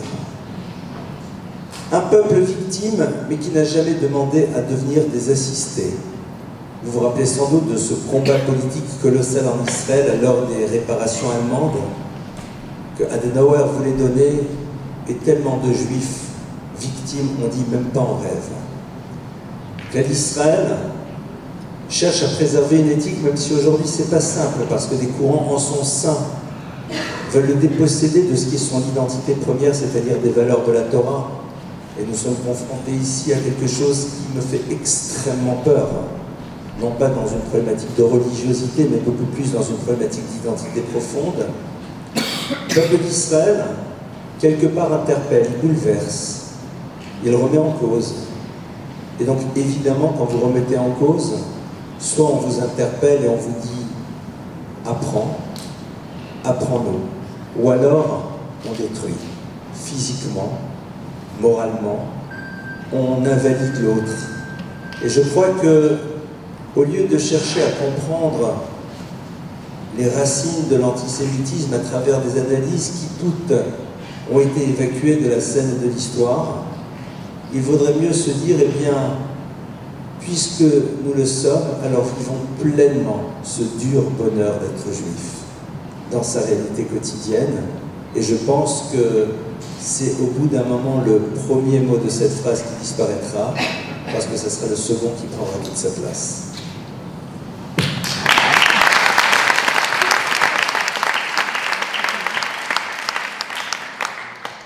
Des questions au fond?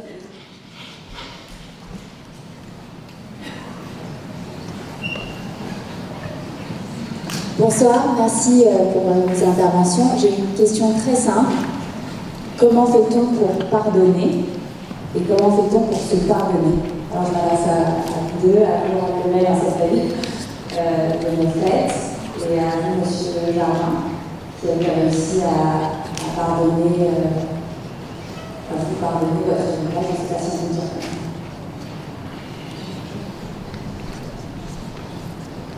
Je suis très mal à l'aise avec cette question parce que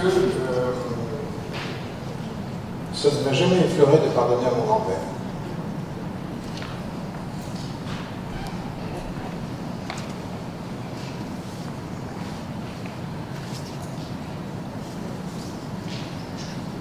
Ça ne m'a jamais effleuré. Et ça n'est pas un objectif pour moi.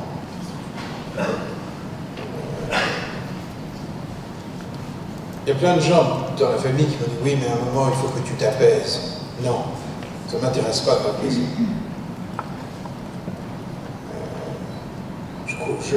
Ce n'est pas en soi un objectif d'être apaisé. Ça me semble très sain de garder d'énormes colères au bon endroit.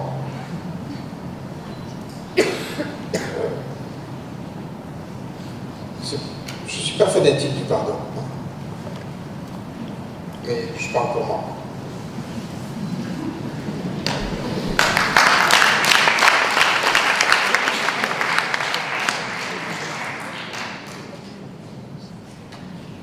Vous allez l'écouter au second degré.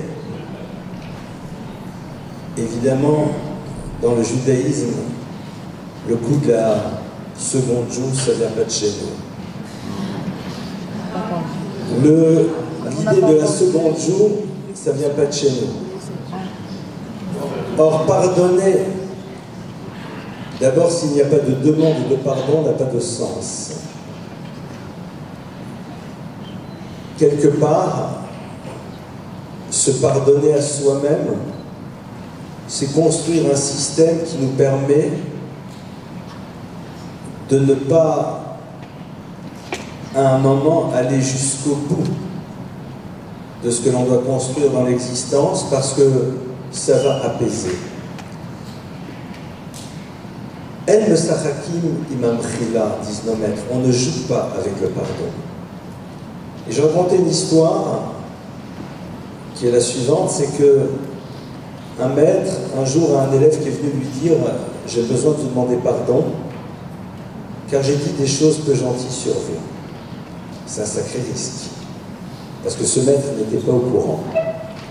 Et ce maître de lui dire « Reviens dans quelques semaines. »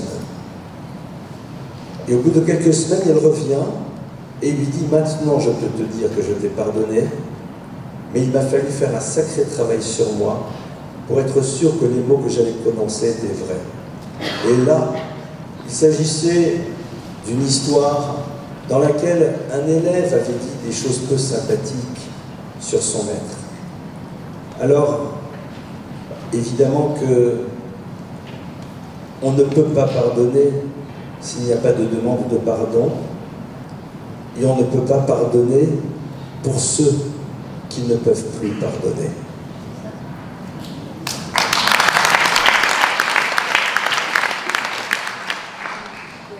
J'ai juste une petite question en fait à Alexandre Jardin. En fait, vous avez créé une association formidable qui s'appelle Bleu Blanc Bleu, et dans laquelle vous dites que sont réunis des faiseux et non des diseux. Alors, c'est un concept formidable, un concept très joli d'ailleurs. Et aujourd'hui, vous avez dit avec des gens très bien, vous avez dit avec le roman vrai d'Alexandre Jardin. Moi, j'ai envie de vous poser la question, qu'est-ce que vous allez faire maintenant en tant que faiseux, notamment aujourd'hui en France, où on sait que l'antisémitisme est en croissance. Donc, j'ai envie de vous demander, est-ce que vous avez un objectif par rapport à ça? Qu'est-ce que vous envisagez le cas échéant de faire?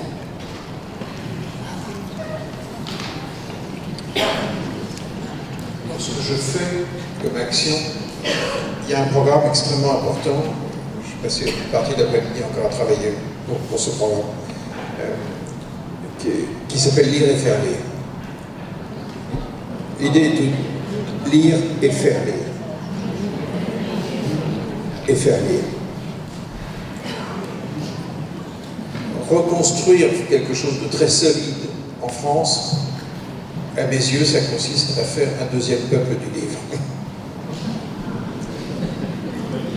C'est-à-dire à mettre au boulot les retraités français que j'emmène dans les écoles maternelles et primaires pour transmettre le plaisir de la lecture. Ça me paraît la base d'une nation solide. Pour l'instant, on a 20 000 bénévoles, on fait lire 700 000 enfants. Quand on en aura 50 000, on aura à peu près atteint les objectifs que j'ai en tête. Donc là, on travaille encore cet après-midi là-dessus. Ça, c'est pour moi l'action politique de fond. C'est-à-dire faire un peuple de lecteurs. Un peuple de gens remplis de mots. C'est mon action politique centrale. C'est ce qui me bouffe le plus de temps, le plus d'argent, et ça me plaît. D'abord parce qu'on vaccine les enfants contre l'échec scolaire,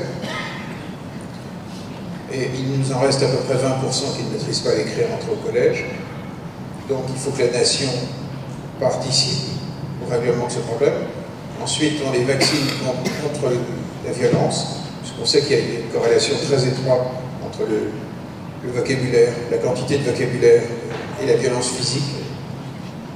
C'est également un grand programme d'intégration, puisque les papis et les mamies font lire des enfants très souvent issus de l'immigration et tissent des liens d'amour. Et pour moi, les grands programmes d'intégration doivent être des programmes tendres. Le Blanc Zèbre continue, je ne le dirige plus, et il ne faut pas que je le dirige, car c'est un mouvement de citoyens adultes. Donc il ne faut pas qu'il y ait de papa. Par ailleurs, évidemment que je continue à les aider, à ouvrir 1000 portes, à faire des connexions, à trouver des financements. En fait, Bleu Blanc Zèbre réunit à peu près 300 programmes qui sont issus d'expériences de terrain qui règlent une fracture du pays. Ce qui m'intéresse, ce sont les praticiens, c'est-à-dire les gens qui localement ont construit quelque chose d'opérationnel, qui fonctionne, qui marche mieux qu'une loi, qui n'aura pas d'effet. Et on les fait coopérer entre eux et on essaye de signer des financements avec les pouvoirs publics locaux pour régler des problèmes actuels. Et qui sont des problèmes de société extrêmement lourds. Par ailleurs, il y a quelque chose qui, moi, me tient également extrêmement à cœur dans la restructuration de notre pays. À nouveau, j'avais un gros rendez-vous extrêmement important avant de venir. Je ferai tout pour qu'on finisse par décentraliser radicalement le pays. Qu'on sorte de l'État central, qui marche pas. Je n'apparaîtrai pas forcément. Je ne souhaite pas avoir une vie politique visible. Mais là encore, sur cette histoire de décentralisation, ça me prend énormément de temps. Pour faire des choses à des gens, ça se verra de plus en plus. Mais prendre soin de son pays, ça ne veut pas forcément dire se faire élire. Prendre soin. Lorsque je suis convaincu de quelque chose, en général, je travaille. Et sur cette question de la décentralisation, je veux vraiment que ma génération laisse un système en ordre à peu près cohérent. Voilà. C'est ce que je vais essayer de faire.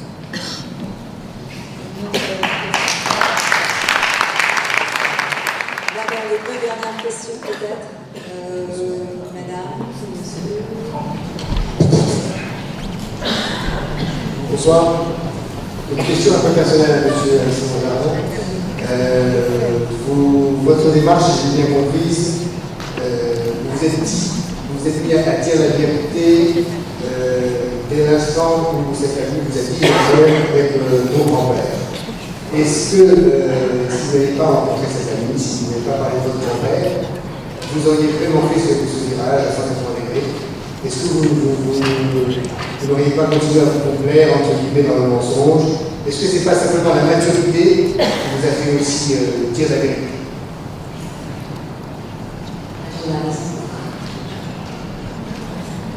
J'étais très sensible à ce que vous avez dit sur...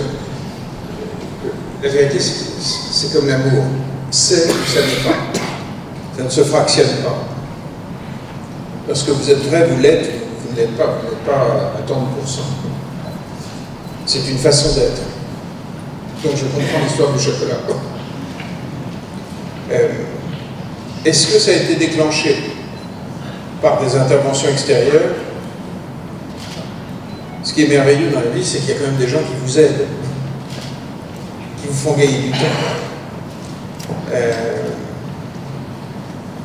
Le plus troublant, c'est que ce sont souvent des gens terribles qui m'ont fait avancer le plus vite. C'est paradoxal.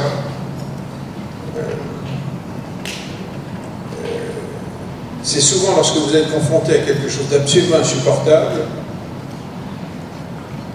que vous faites un pas de côté et que vous êtes contraint de vous remettre en question. Il y a eu, par exemple, un moment très important dans ma vie, le meilleur ami de mon grand-père, qui a vécu beaucoup plus longtemps que lui, qui s'appelait Sokolovski, je croyais communiste. Il lisait la Pravda tous les matins. C'est le premier qui m'a parlé de la rafle du Vietnam et de la responsabilité de mon grand-père et de lui et de Laval. C'était la première personne qui me parlait de l'intérieur de Vichy et qui a employé des termes qui m'ont... C'était tellement terrifiant. Je n'imaginais pas que cet homme que j'aimais beaucoup lorsque j'étais enfant avait pu avoir un quelconque lien avec ça. Et lorsque ce jour-là, j'en parle dans le livre, lorsqu'il m'en a parlé, croyant sauver l'honneur de son ami, mon grand-père, je suis descendu, je ne pouvais plus éluder. Donc parfois les gens qui bizarrement vont vous faire avancer sont des gens extrêmement pénibles. Et j'ai découvert après la parution des gens très bien que cet homme qui m'avait tant fait rire était un agent de renseignement de la SS pendant la guerre qui surveillait son meilleur ami, mon grand-père. Il y a une historienne qui m'a apporté son dossier de renseignements généraux. Donc c'est vrai que quand vous avancez dans le réel, vous mettez les pieds dans un endroit qui est assez inattendu.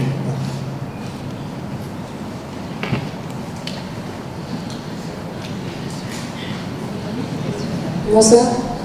Je voulais poser une question sur le rapport entre la vérité et le traumatisme et comment on crée un cadre dans la cellule familiale ou dans la cellule entre amis pour permettre à celui qui a vécu le traumatisme de parler.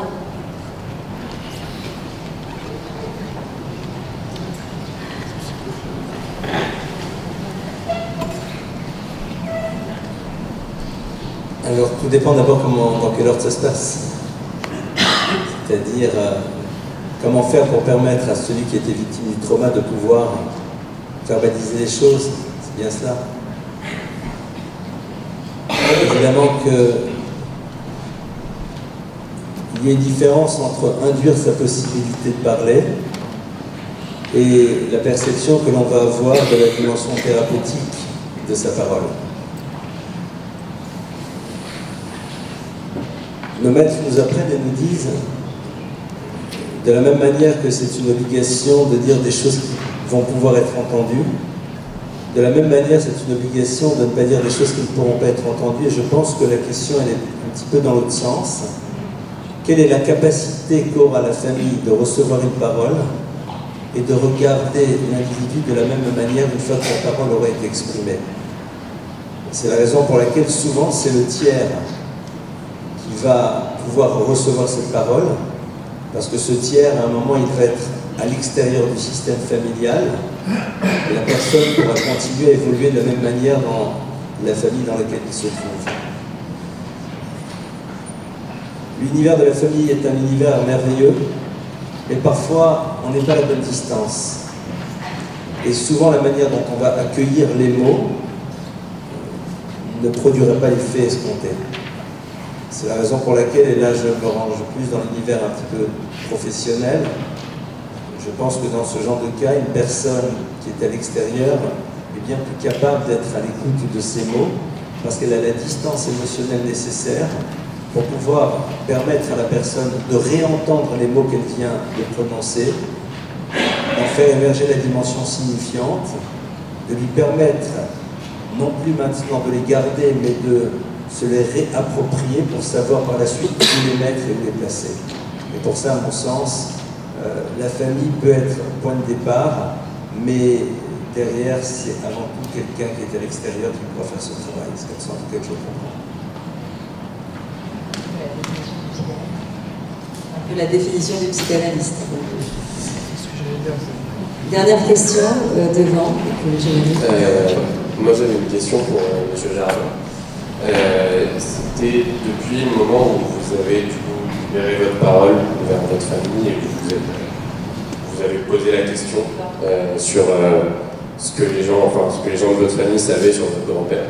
Est-ce que depuis ce moment où la parole est sortie, vous avez eu des retours positif d'autres membres de votre famille qui sont allés dans votre sens et qui ont été justement interpellés par ce qu'a fait votre grand-père avant?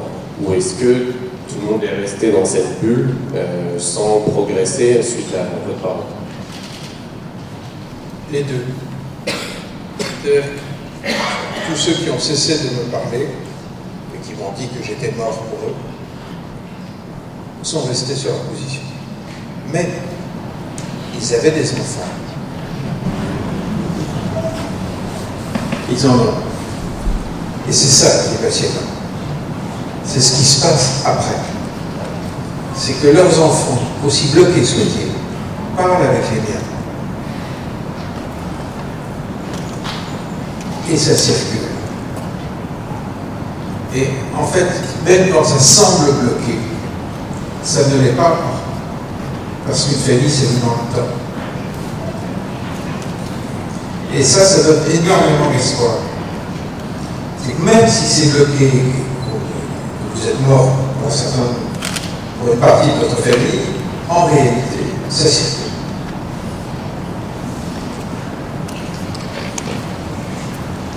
Il faut toujours parler là-dessus. Quel qu'en soit le coup à part, qui était clé. Vous devez renoncer à un certain nombre de choses. Mais pas sur la durée. Et ça me réjouit le dernier degré lorsque je surprends les coups de fil, les discussions avec ceux d'après.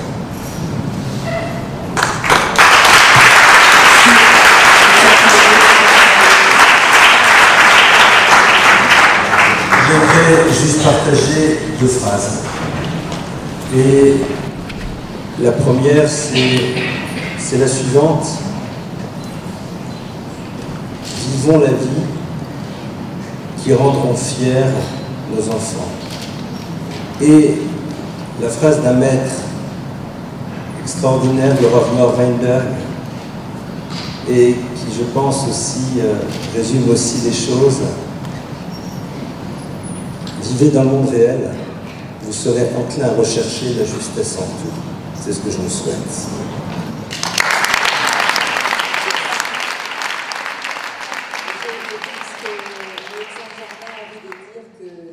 C'est pour ses enfants et pour les générations d'après qu'il a fait ça. Oui, mais il se trouve que j'ai fait une énorme quantité d'enfants. Ça crée quelques obligations. Merci à tous les deux.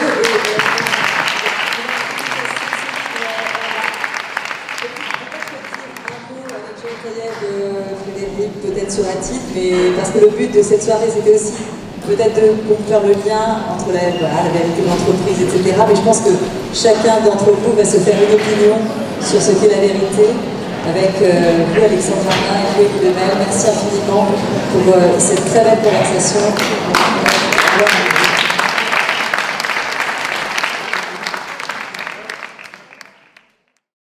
Bonsoir, je remercie les deux intervenants. La qualité de leurs interventions a été extraordinaire, c'était profondément éclairant. On ressort de cette soirée avec un esprit beaucoup plus profond sur ces questions de la vérité, de la réalité. Merci encore. Une soirée merveilleuse et c'est une confrontation qui est étonnante parce que s'ils viennent d'univers tellement différents. L'un est un peu d'univers quand même du spectacle et l'autre vraiment de la profondeur de la pensée. Et leur confrontation, elle était très très réussie et elle nous a effectivement fait réfléchir avec des réflexions qui dépassent le sujet religieux et qui sont vraiment fondamentales sur notre rapport à la vérité. Passionnant, passionnant. Écoutez, c'était un moment très intéressant, profond. Le psychanalyste et l'écrivain, c'était deux mondes à la fois différents, avec un véritable écho, voilà, dans la profondeur et dans le... J'espère que quelqu'un l'a filmé, parce que je n'ai pas pu noter tout ce qu'il disait. Et en fait, il y avait plein de phrases que j'avais envie de noter. Et en fait, en sortant, je vais aller prendre des notes. Prendre la dédicace de son livre en plus en même temps. Oui. Certainement. C'est très émouvant en réalité d'affronter le courage des uns et le courage des autres qui doivent revivre leur passé, et chacun dans des dimensions personnelles. Je crois qu'il y avait cette partie d'émotion et de transgénérationnel qui m'a beaucoup marquée, touchée. Mais je ne veux pas que ça passe du tout. Vous coupez tout ça.